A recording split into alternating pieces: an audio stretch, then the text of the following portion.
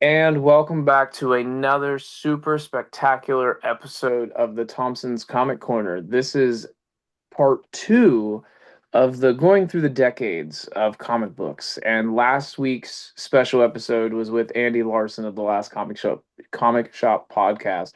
Go listen to it. It's on YouTube and Spotify. I have been keeping up to date. This week, we have my special friend Justin from the Iron Age of comic books, which they just did Nightfall at the time of this coming out. Go listen to it because it's badass. So, how you doing, Justin? Great. Really excited to be here today to talk about something outside of my usual uh temporal boundaries here. Yeah, if anybody doesn't know what the Iron Age of comic books is, it's roughly the time frame of 1985 to 2000, correct? Yep, Watchmen to like Ultimate Spider-Man or so. Oh man, I love Ultimate Spider-Man. And I love Watchmen. So, oh, and hey, if you go listen to next week's episode, me and JA from the Last Comic Shop podcast talk about the 80s, and we definitely go into detail about The Watchmen. Mhm. Quite possibly the greatest book of the 80s. Now, according to the list that we used, it was like number three, but we're not going to hold it to him. All right. You know what I mean? Wow, okay. Yeah. Yeah, I forget we'll talk about it after, like off the show. I'll have to look it up, but yeah, Yeah. Watchmen was either like three or five. It was in the top five, but it wasn't number one. Mhm. All right. So if anybody knows my buddy Justin here, everybody knows that he is big into comic knowledge. So I'm gonna let Justin talk about like an overview of the 70s, and then we're gonna go into our big theme for this episode is first appearances because by God, the 70s had a bunch. Yeah. So go ahead and take it away. All right. Well, so I listened to Andy Larson's sort of overview of like the 60s and stuff and like all everything that happened there, right? Mm-hmm. And sort of about like the comics code exerting all this influence over the comics industry, and that sort of being like the reason why superheroes dominate in the post comics code era, right? Yep. So my if I have a main thesis for like what is the deal with the 70s, like what is the 70s in comics, like the format of the modern comic as we understand it today has been established, like the size, the page count and all that, and now it's going through some adolescence and it's getting a bit weird, right? It's grown its hair out, because comic books were supposed to be something that you grew out of at some point, right? Like DC Comics supposedly had a rule of like you can reuse the same story elements every 5 years, 8 years, whatever it is, because theoretically all the audience will have turned over and nobody will be young enough to have read the last time that you that you did that thing. But um that's not the case anymore, right? People are reading longer, and also you have the fact that comics had been since their inception like a series of trends. Like every couple of years, it's like, oh, now we're doing superheroes, and now superheroes are fizzling out, and like now we're going to do horror, and then horror gets pushed away by the comics code. Now we're going to do crime and these other things, right? And then you get the superhero revival that is what we call the Silver Age for whatever reason. And there's all sorts of like sociological and just like market reasons, but like that superhero trend never dies out. Like we're still in it, which is Yeah. which is weird to think about, right? That like there's an unbroken line from like everything that's going on in the '60s to today. And we talked about Marvel, right? Stanley did not think that the Marvel universe was going to be a thing that we are going to be reading in the 2020s, right? Like he thought like this will be good for a while. Maybe I can get into Hollywood and we can make some of these things into movies or TV shows, and like that'll be my escape hatch for this dying industry that is it is on fire and always has been, right? So like there's not a lot of like forward like future thought, but people for whatever reason aren't outgrowing their 60s comics. Like some people do, like plenty of people are read comics till they're 12 or whatever and then be like, all right, I'm into pop bands or football or whatever now, right? But like there is fandom exists, and like fandom like takes the whole comic book readership thing to another level. Like you can be an adult now and read comics. The primary audience is still kids and everything has to be geared towards kids first, but there is this like secondary level of thing for the older, the grown-up reader, the people who have been reading this for a while. And like for the first time we have people becoming comic book creators who were fans. Like that had not really. I mean, and I'm sure like there are people who had like read Action Comics #1 and was like, yeah, I could do that. But mostly it was just like we're gonna go on comics because like I can write or I can draw stuff and like maybe I know somebody who's in there and I just need a job. But now it becomes like I really want to write, Spider-Man because I loved Spider-Man comics when I was 12 and now I'm 20. So that's I think the big thing is that just like things are getting older, right? But it's still not all the way like this is an adult medium. This is like this sort of really interesting mediation or like midway point between the two of like this is for kids, but adults can get something out of it too. And where the tension exists between those things is what's really fascinating for me. And this is where you get stuff like, the drug books, which is, Harry Osborn is on LSD and like they have to deal with that. And the Comics Code said, you can't do that because this, you can't talk about drugs in comic books. And they did it anyway.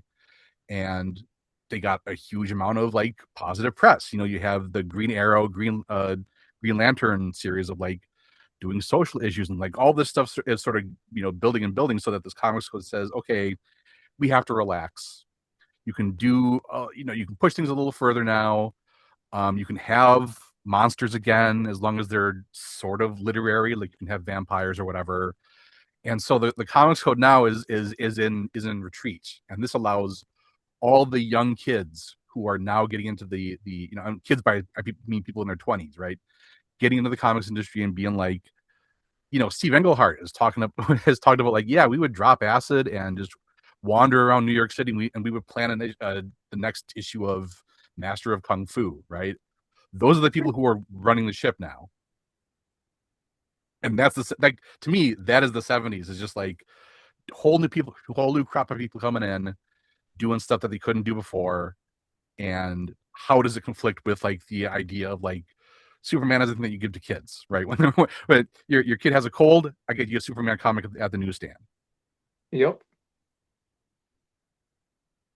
Yeah, we touched on it in that 60s episode where we talk about the where Stan Lee gets in trouble for making they take the issue with Harry Osborn and they asked them to do that and they Right. went against the comic code and he just said, fuck it, we're gonna do what we want. Yeah. And like, why wouldn't you, right? I mean, like, especially when it's like the what was it, the Food and Drug or some sort of drug council, right, from the government. So like, would you do this for us? And so it's like, well, here's a higher authority that we can beg off to. So Yeah, and I mean, and then all these and in the 70s, so like I called the 80s probably the greatest era of comic books, and I call the 60s the greatest creation, right? Because that's where everything stems from for the most part. mhm. The 70s has got to be the era of the first appearances. And you get like some of the goofy ones, and then you get like these like just characters like the one that I see the most, and like Wolverine, all right, granted, yeah, he came out in the 70s, blah blah blah blah. Mhm. You associate him with the X-Men, okay? Mhm. So I'm gonna keep him just in the X-Men category, but like probably the biggest character right now from the 70s, like today, is the Punisher. Now, be what you will about the Punisher, and yeah, everything that we'll keep that out of this. But as a character in the 70s, his first appearance is kind of badass. Mhm. And it's really Yeah. cool. Like, yeah, Frank Castle, yes, how do I put this? He's not a bad guy, but he's not a good guy. But he's really not a bad guy. Yeah, I mean, if you look at the Jerry Conway issues of Spider-Man where he debuts, like Spider-Man doesn't approve of what he does, but he's not like I have to stop this guy. He's like, okay, we're sort of uneasy allies here. Yes. And that's, and that's where they should have just kept his character. I mean, granted, I don't think that he should have been as the 90s was wild, which we'll talk about that with Chad Smith of the Last Comic Shop podcast Mhm. in 2 weeks, where we will discuss about like Punisher Warzone and all those crazy things. But like, yeah, you had Frank Castle that makes his first appearance. You have Wolverine who makes his first appearance, which, I don't know if do you believe in the cameo as the first appearance or the first full appearance? Yeah, it's funny. This is like almost like a religious question, right? Of like Yep. which one is the first one? In my head, like if you ask me what's Wolverine's first appearance, in my head I will just go 181, right? That'll be that. But even though like it should be 180 because that's like literally a first appearance, right? It's not even like an ad. He's in the story, He's the very last panel. right? Full body. It's not like just like, how they say, I forget what issue it is of Spider-Man, but it's the hands and they say that Right. that's That's Eddie Venom, Brock. right? Yeah. Yeah. Yeah. Wolverine is in 180, but like again, if you just said like pop quiz, which the first appearance of Wolverine, I will tell you Hulk 181, and then go like, oh wait, it's Yeah, and and I'm looking at this list. I'm using a list off of comicpriceguide.com. It's the top 50 most valuable comic books of the 70s, Mhm. which is kind of nice to use because it tells you, when you're a collector, the first thing that most people want are the first appearances of all these characters. And I'm telling you, there's probably at least 30 on this list. And we joked about it, like I joked about it with you off the the air, and I'm like, man, this is crazy. Yeah.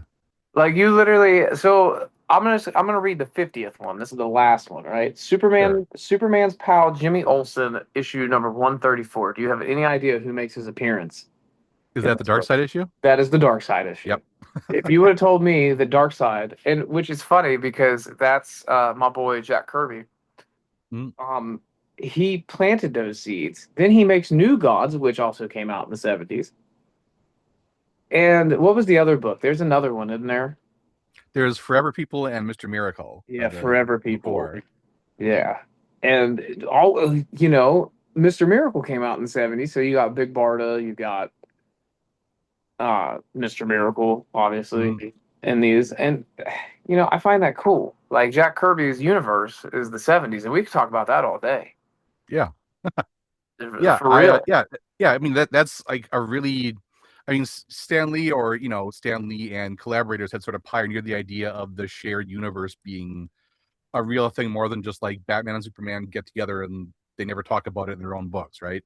This was Right. like a really like this is almost like a more it's a much more modern approach of like these things overlap and like you read things in here and they will show up later and they sort of like you get a larger story from reading the whole thing, which is not necessarily something you would necessarily say about like an issue of Spider-Man where the Fantastic Four appear and then the Fantastic Four appear in Spider-Man, right? It's a larger, more holistic thing. Yes. Yes. I was actually just thinking about that. I was reading, so like one of the Marvel's crossovers was Werewolf by Night issue 32, which is your first appearance of Moon Knight. And then Mhm. he's in three issues. He's in 32, 33, and 34. And that's a fun little crossover. And then Moon Knight gets his own series in the late 80s and just blows up, and those had beautiful covers. Mhm. And that's the weird thing about how these things work is that like Moon Knight was just basically invented to be like anti-werewolf man, right? Is like Yeah, he's made of silver, so that will hurt a werewolf. And then these things become popular and they sort of take on this life of their own where like now Moon Knight is inarguably a bigger deal than Werewolf by Night exactly. in the same way that like Wolverine is a Hulk antagonist at least for an issue. It's like, hey, let's do a Canadian superhero, and then it becomes this entirely other thing that was never imagined in the first place. You think that if giant size X-Men number whatever, if it doesn't come out and they make that new team, do you think Wolverine's as popular as he is now? Not absolutely like not right. Like Wolverine would be a guy. I think he would pop up now and again, and we would be like, oh, that's I remember that guy.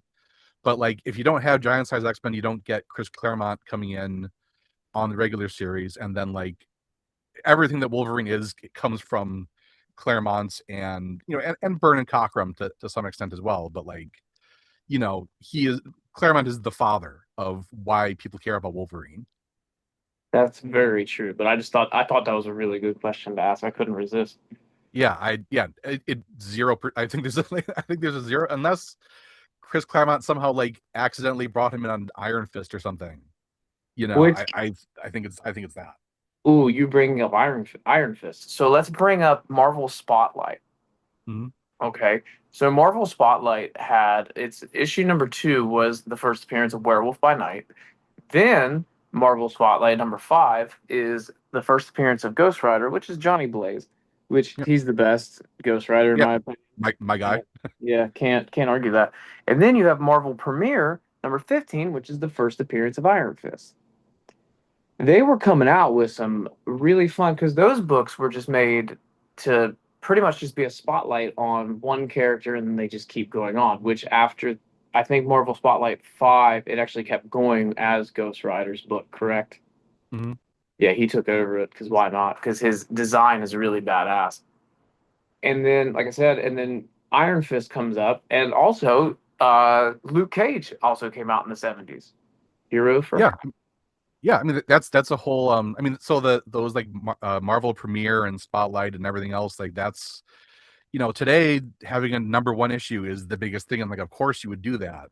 But back then it was like there's some sort of postal code, whatever hassle to get a new number one on the newsstands. They wouldn't necessarily want to get a new number one. They want something that's like reliable and like has been selling well for previous months. So it's like, yeah, let's just like make it a title that exists only to sell, to introduce characters and spin them off. And like, if something totally tanks and like not all of those things that show up in Marvel Premiere or whatever succeeded. I mean, nobody but me remembers Wood God, but like there's an issue that has that, and they look at that and like, nope, that didn't work. Next thing, right? I didn't even know that was a thing until you just said it. Yeah, it's super obscure. I think almost nobody has ever wanted to go back to it because the whole purpose of that anthology issue was to go.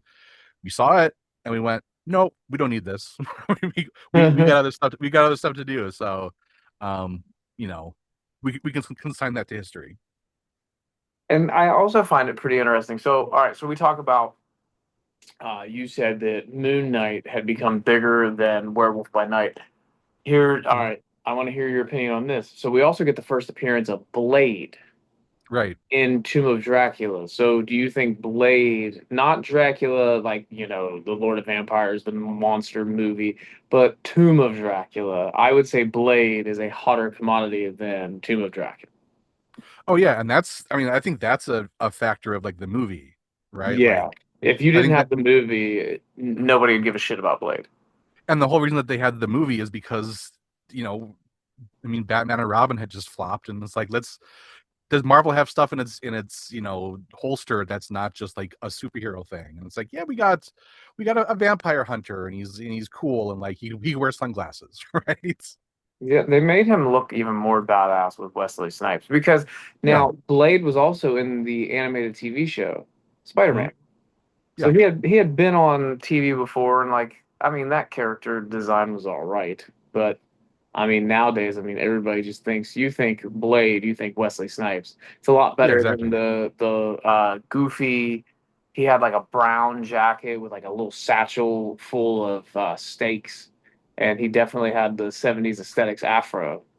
Yeah.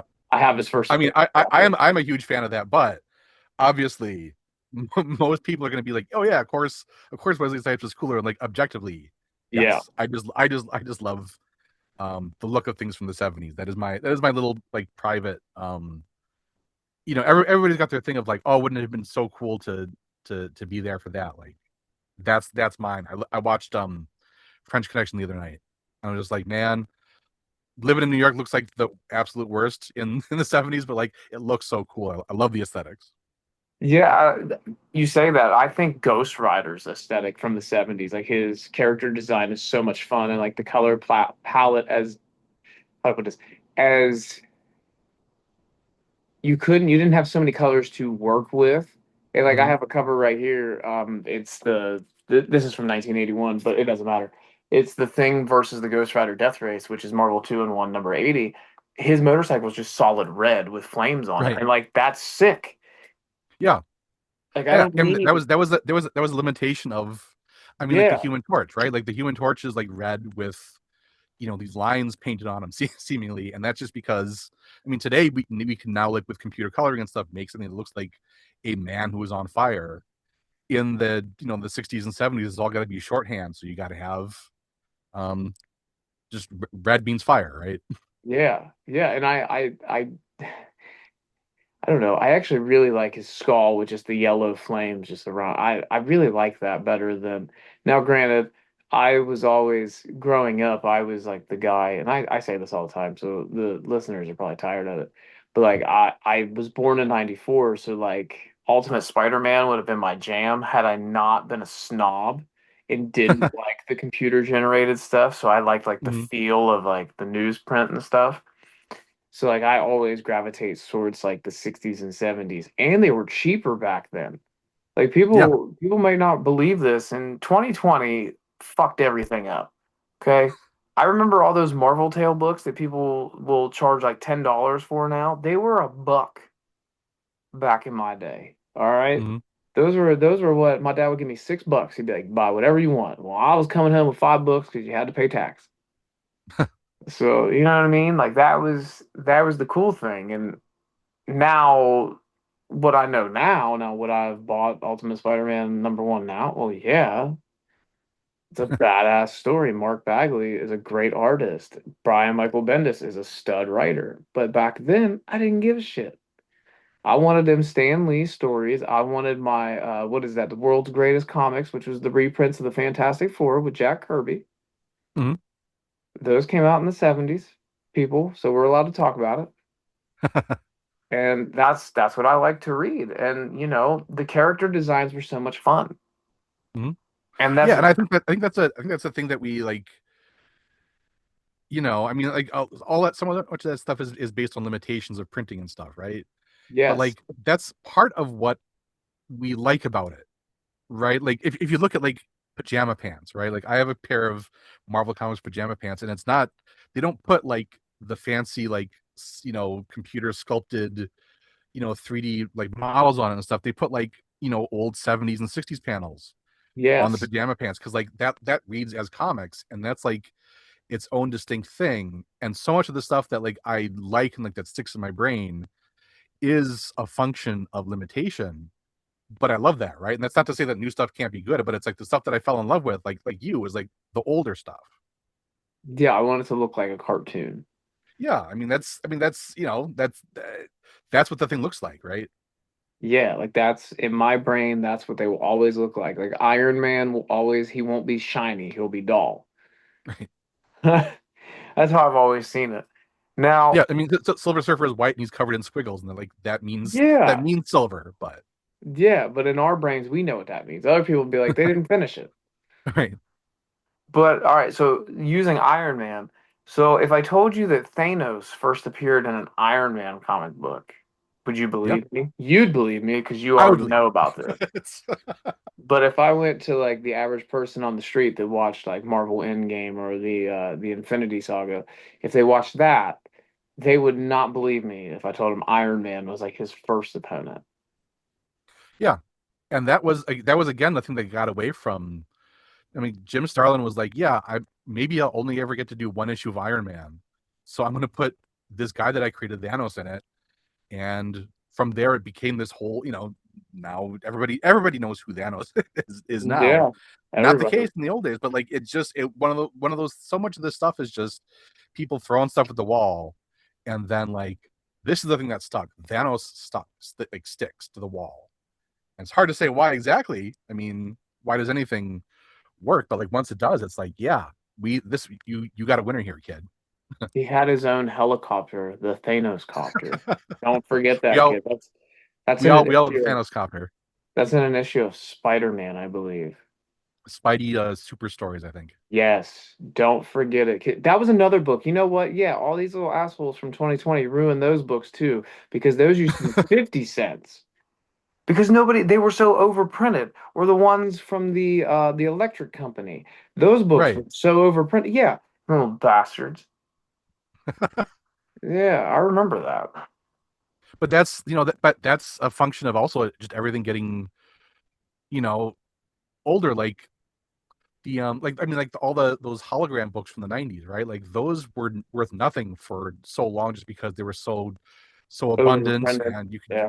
yeah you get those anywhere. And like now that like time has sort of culled some of those out, like you can find people who pay more for your Amazing Spider-Man 365 with a little hologram thing on the front, right?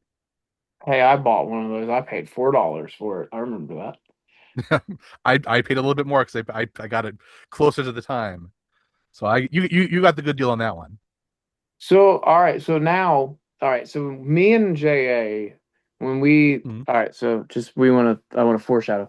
So I already Yeah. recorded the 80s episode, but I got to talk about this. So we used the 80s as like the greatest era and where most of your movies were based off of, Yeah. which I feel like that's a very fair point. But now that I'm looking at all these first appearances of characters, you can thank the 70s for introducing them.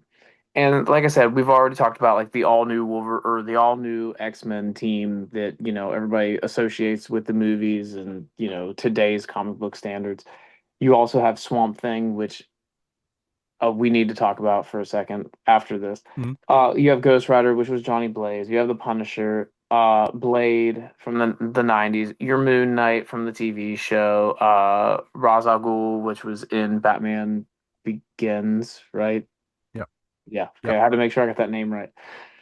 Uh, yeah, I'm really bad about that. Who else we got? We got the Phoenix. The Phoenix Force was first Mhm. introduced. Morbius, which that's one of my Yep. favorite Spider-Man villains.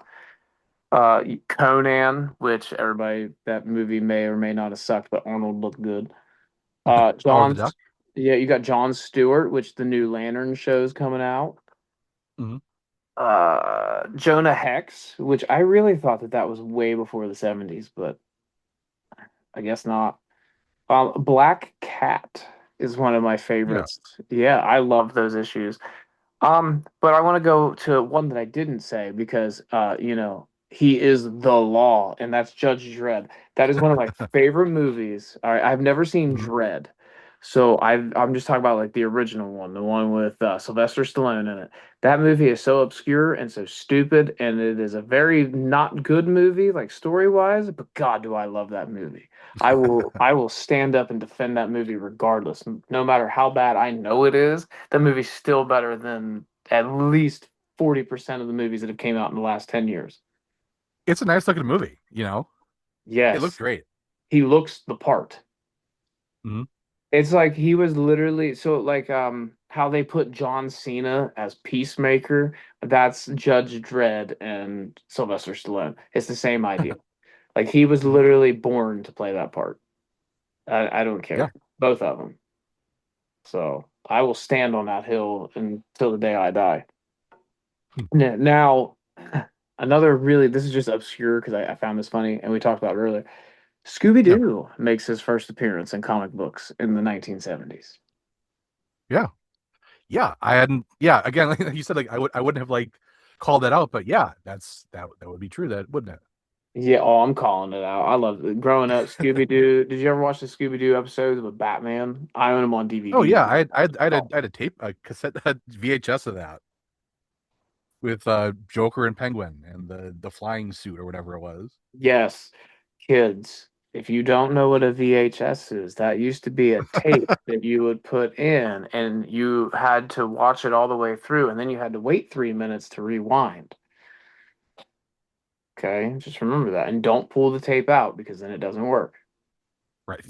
Yeah, and don't shove Pop Tarts in the VHS player either. May or may not have done that as a kid. Hmm.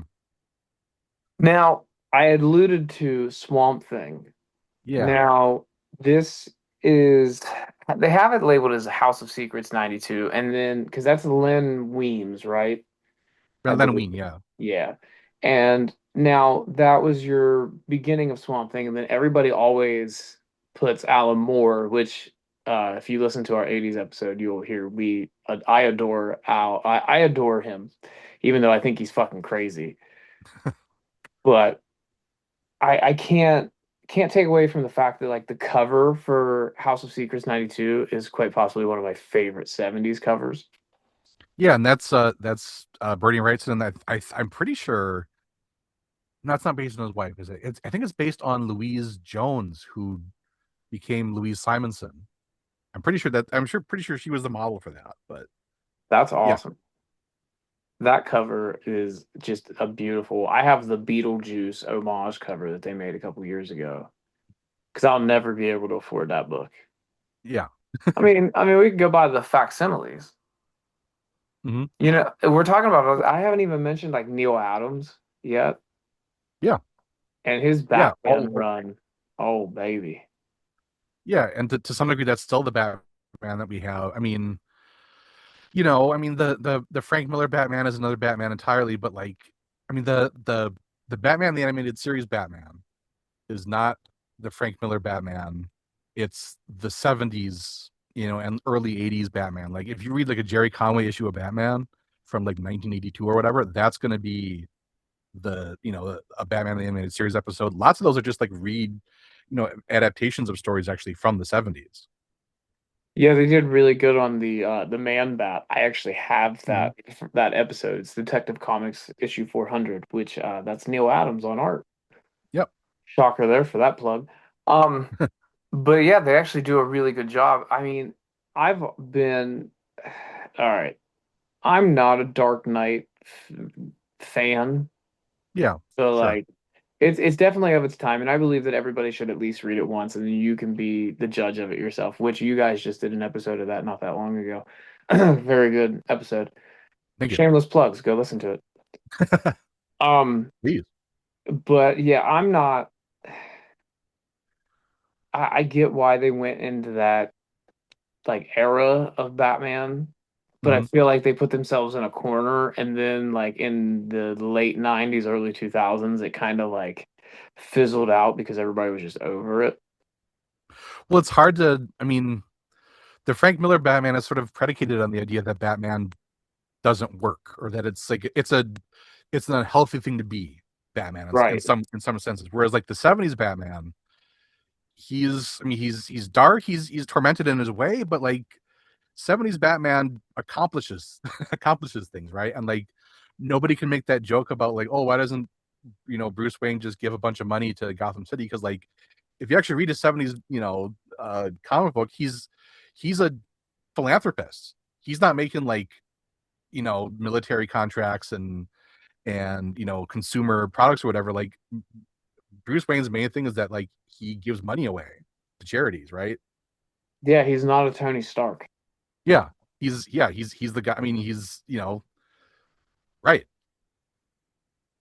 Tony Stark makes money off of war and all that good stuff, and then has a drinking problem. Which that's also a really good storyline. Demon in a Bottle, that's really Mhm. good.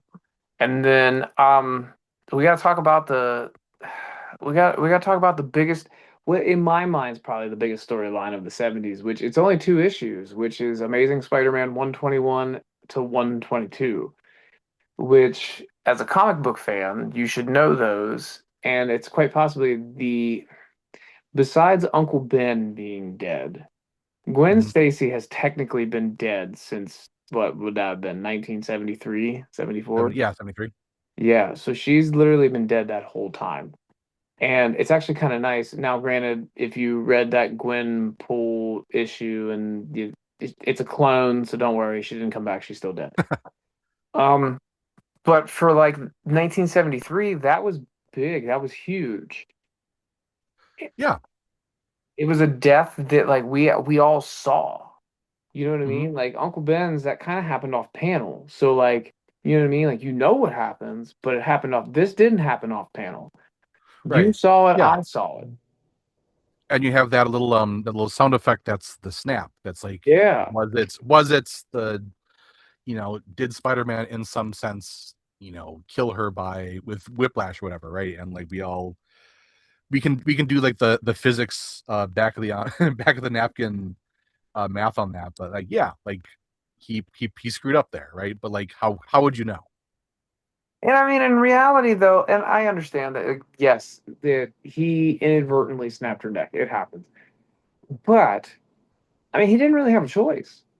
Yeah, I mean like they later on they were like, oh okay, well like if you had done it from if you had shot like a a dozen spider webs and got her from like different angles or whatever, but like that's part of like the inexperience of Spider-Man is that like you're just like yeah, I'm gonna I see somebody falling down, I shoot my web like I always do, right?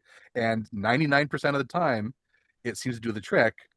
This time's not the time that I did it, but like Spider-Man is all about learning lessons, right? And like Yep. next time I will do better. And like they go to it too often where they redo the bridge and stuff, and like now it's Mary Jane or now it's somebody else or whatever, and he has to do it in a different way. But like he learns his lesson. Like every time that it happens since then, he figures out a way to like use the momentum or whatever. But like it's crucial. Like a crucial part of Spider-Man is that the first time he does something, he fails.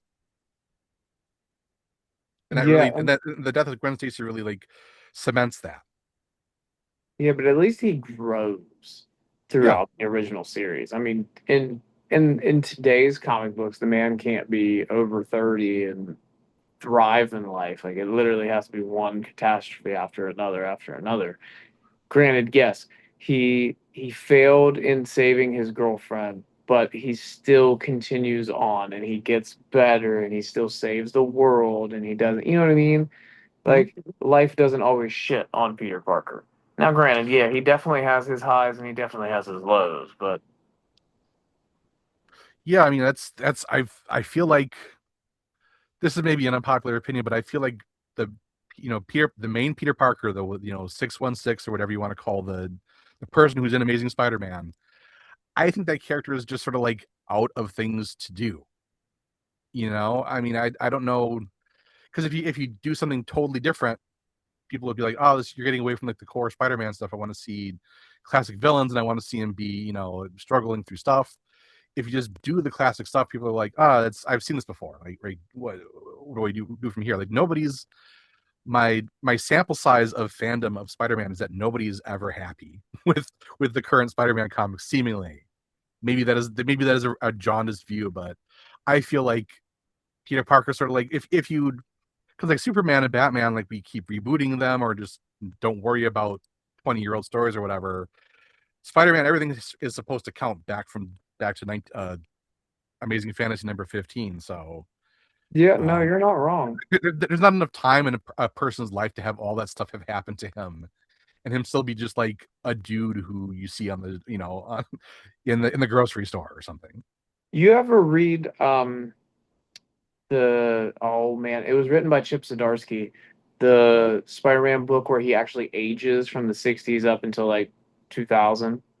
That's something I've always meant to read, but yeah, life story. Yes. I actually believe that is quite possibly that in like Spider-Man Blue by Jeff Loeb and Tim Sale.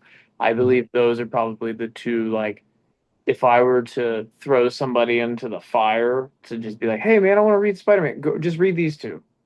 Mhm. Read these two. This is you can start here and then you can jump into anything you want because it gives you all the backstory you need. Interesting. Yeah, that'd be interesting. Starting point because because obviously it's like a separate Yeah.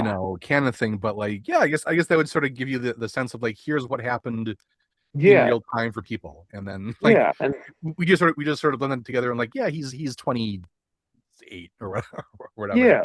That way and then you can dive into like the death of Gwen Stacy, the death of the Green Goblin, which Norman was a piece of shit anyway, so I'm not mad. But like also like the thing that I really like about the Norman Osborn thing is that like when he comes back right in the 90s and stuff, and then like all throughout like the Dark Reign era or whatever, Norman Osborn is this master manipulator. Like he's the post crisis Lex Luthor. Yep. He's got all the money and all the resources, and he can like plan these intricate little revenge schemes or whatever. His master plan in Amazing Spider-Man 121 is, well, I know who he is. I'm just gonna kidnap his girlfriend and knock her off a bridge. Right? There's Yep. there's no there's no like intricate like Ra's al Ghul kind of planning there. It's just like, yeah, I knock you off a bridge and like, yeah, take that. I and I feel like that's another reason why people like 70s books is because it's literally just it's one storyline. We're not getting pulled into different directions. It's literally just one and done. Yeah, I mean it's And it's it's it's simple. accessible. I mean, and then part of that is because these things were sold on newsstands. Like, who knows if you're going to get the next issue or if it's going to be sold out, or if the guy writing the newsstand is even going to think it's worth writing buying comics anymore. And he's like, yeah, I'm gonna buy more Playboys, right? That actually brings in more money for me than this Spider-Man stuff, right? So like you gotta deal with the idea that like, yeah, maybe you never see the second part of that two-part story that you picked up. Yeah. Yeah, no. You saying that, like now, you know what I mean? Like we have comic shops near us, Yeah. or we have the internet. So Mhm. I can get on there. Now, granted, I'm not buying 121 or 122. I'm too cheap. But I mean, back then, these books were what, 15 cents? Yeah, something like that. Yeah. So like if you did see it at the newsstand, you're like, oh man, I want that. 15 cents. Here we go. It was cheaper, but then again, you got to think about like how life was in 1973 versus what it is now. Like a dollar could go a long way back then. A dollar can't buy you shit now. Oh yeah. I mean, yeah, I mean certainly like 15 cents is not 15 cents today or whatever, whatever Uh, the cover price actually was, but it's still like I mean I've played with like the inflation calculator, right? And try to figure out like how much it's not that out of whack for what it is, but like part of that is because in the in the 60s and 50 in the 50s and 60s like they kept the price at 10 cents or 12 cents for so long. yep. And then in the 70s like, well, now paper is just really expensive, right? So like it's always going to go up from that point. And that's just the way that the cookie crumbles when it comes to Mhm. life. Older we get, the more expensive everything gets. But that's why comics were in such a bad state for so much of the 70s, is because I mean I mean like just the how much of the how much of like the percentage of the sale goes to the newsstand on a 15-cent book versus whatever a real old Time magazine or whatever cost. You get Right. so little, so like there's no point in it. It's the comic shop that sort of saves the comics industry, but then like the that brings its own repercussions and stuff. Right. There's one day I want to get into like the logistics of how much like a comic book shop pays per book versus how much the publisher gets and like I want to know like how Hmm. much like how that actually works because it's very fascinating because like your average book is $5. So how much of that are you actually like making profit? You know what I mean? That is Hmm. very intriguing and something that I would like to play around with. Maybe I'll get a Well, couple. and in the old days, like on newsstands, it used to be like everything that you don't sell on the newsstand, you just send back to the publisher, And and they you give you your money back. yeah, and like they just pulp it. So like Oh, if you printed like let's just say as imaginary number 200,000 copies, and they sold 100,000 copies, you tear the cover off the thing, you send it back to the publisher and said, yeah, I didn't sell 12 of these, and it's like, all right, well, here's your money back, and then we're just going to destroy these comics. That's why these things are rare and why they're not anymore, because comic book shops buy like, yeah, I think I can sell six comics, so like I'm gonna order six issues of this, right? yeah. And you saying that makes me think of like I had heard that the print runs for like Fantastic Four #1 and books like that were actually really, really high. But if they didn't sell, they would send them back and they would just get shredded. And I'm like, Yeah. that's freaking nuts. I mean, yeah, I mean, think of how many copies of all these things like just got you or like used as ballast in ships. Like I understand that like part of the reason that like Grant Morrison got comic books from America is because like they just like put those on ships as ballast and like go over to the British Isles or Scotland or wherever, and just like, yep, we're unloading them here, right? If you want them, you can have them. But That's crazy. That's crazy. Well, Justin, I want to thank you so much for being on here. And I know that the Iron Age is 85 to 2000, but I figured we'd have some fun in the 70s. I like to throw you into stuff that's different. oh yeah, I mean, I like I'm a student of all of it to some degree, except for the the more modern things. The whole thing you said about Gwenpool, I have no idea what the Gwen Stacy connection is there, but um I might I'm make sure you I read can it. figure it out. I might make you read it. Like, I might make you be on the show and read it just so it has really mixed reviews. Some people really like it, and then other people really hate it, which I mean, it's 2026. That's just how everything is. Yeah. but it's very intriguing, and like I like the character Gwenpool in her own. And like this, they made this big ordeal. I'll send you the link when we're done. They made this Sure. big ordeal that like Gwen Stacy was back and like Hmm. from the grave, and a lot of people were like really outraged. And like that ties into the 70s because like I said, she's been dead since 73 and never came back. Now, Yeah. granted, yeah, you have Gwen Stacy from whatever Earth she is, where she's Spider Gwen, but like Ghost Spider, but that's not 616. Right. And yeah, yeah. Well, I'm gonna make you read that just for shits and giggles. We're gonna do it. It's not something. Occasionally, I read a new comic book and I enjoy it, and I don't. I always want to say that, like, I'm not saying like, oh yeah, new comics they suck, right? I just like the old stuff is what I like, and when I read a new, even when I read something new that's really good, like I just read Tom King and Mitch Gerard's Mr. Miracle for the first time, and like that's fantastic, right? But like it scratches a different part of my brain than like reading a Jack Kirby Mr. Miracle would. I've read two issues of Jack Kirby's, and I've never read Tom King's Mr. Miracle, but Mhm. I have read his Batman run, like parts of it, and I have Mhm. read his Vision and his Supergirl book. His Supergirl book is the movie don't do it justice by how pretty that book is. So Yeah, like that's what I hear. yeah, like that book is just so damn pretty, and the movie is just so down to earth and gritty, which that's Hmm. fine. Like, I mean, it Yeah. is what it is. I don't expect the movies to be like the book, but like, I can't recommend that book enough. Like, if you want to go read a good book, read Tom King's Supergirl, Woman of Tomorrow book. 10 out of Hmm. 10. 10 out of 10. But anywho, so Justin has Iron Age of Comics. This is your time to promote the show. Yeah. Um, Again, like we've been saying, it's 1985 to 2000.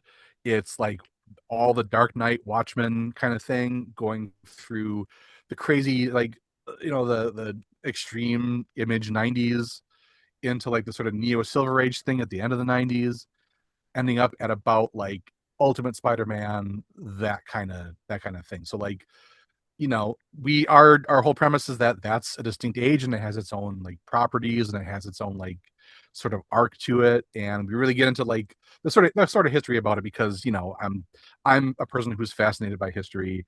Jim, my co-host, is a little more like sort of like literary, like close reading kind of thing, which I think gives us sort of an interesting dynamic. No, I really like your guys' show. You guys go into deep. How do I put this? I do the 2 cent synopsis. The last comic shop guys do the 10 cent synopsis. You guys do the $1.25 synopsis. That's very kind of you to say. We try, right, to Like that's to the do a way to, to to do a put it. thinky podcast, right? Like that's the way to put it. Like I give you the bare minimum. They give you the standard, like good, like review of the book. They go through it. They talk about it. You guys literally go into detail, and like I find out so many things that like I never even thought of, or would have thought of had you guys not brought it up. Oh, So that's very kind of you to say. I also want to express my affection for the Last Comic Shop podcast. So on the yeah, record. they're great guys. I'm gonna have to get Mhm. all of us together for one show just to have a good time. It's I'd love gonna to meet him. happen. It's gonna happen. So, with that, folks, I want to thank you guys for listening to this awesome little collab. And like I said, this is the decade specials, so they'll come out every Wednesday. Next week is JA. The week after that is Chad Smith. And then I'm bringing my boy George from Shortbox Summary to do the 2000s, which that is like perfectly right in his wheelhouse. So, with that, I want to say thank you guys and have a great day and peace out, Cub Scouts.